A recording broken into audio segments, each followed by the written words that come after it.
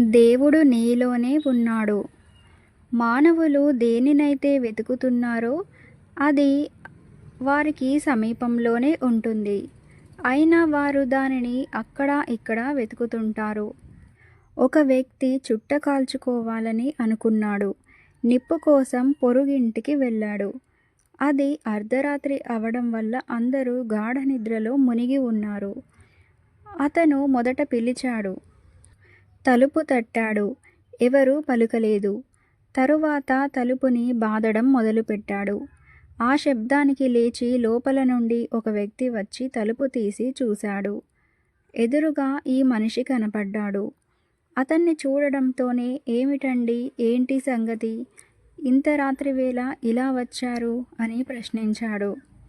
ఆ ధూమపాన ప్రియుడు వెంటనే, ఆ మాత్రం ఊహించలేవా అయ్యా, చుట్ట కాల్చడమంటే నాకెంత ప్రాణమో నీకు తెలియదా? అందుకే చుట్ట వెలిగించుకోవడానికి నిప్పు అడుగుదామని వచ్చాను అని బదులు చెప్పాడు. అప్పుడు ఆ పొరుగువాడు బిగ్గరగా నవ్వుతూ, మీరు భలేవారండి, దీనికోసమేనా ప్రయాసపడి ఈ అర్ధరాత్రి ఇంత దూరం వచ్చి తలుపు బాదుతూ ఉన్నారు? వెలుగుతున్న లాంతరు మీ చేతిలోనే ఉంది కదా అన్నాడు. ఈ కథను శ్రీరామకృష్ణులు పెద్ద గోపాలుడు మొదలైన శిష్యులకు చెప్పారు. పెద్ద గోపాలుడు తరువాత గురుదేవుల వద్ద సన్యాసం తీసుకొని అద్వైతానంద స్వామి అనే పేరుతో ప్రసిద్ధికెక్కారు. శ్రీరామకృష్ణులు ఇంకా ఇలా చెప్పి ముగించారు.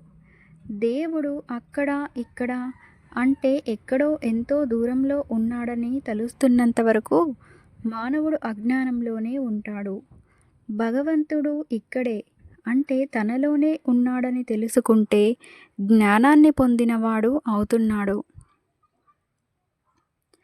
దీనితో పాటు మన హృదయంలోనే దేవుడు ఉన్నాడన్న భావనను వివరించే ఈ కథను కూడా ఆయన చెప్పారు. ఒక ముసల్మాను తన ప్రార్థనలను చేస్తూ ఓ అల్లా, ఓ అల్లా అని బిగ్గరగా అరవసాగాడు.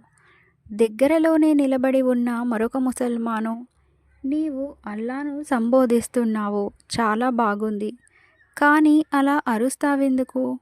ఆయన చీమ కాలి అందెల సవ్వడి కూడా వినగలడని నీకు తెలియదా అని ప్రశ్నించాడు.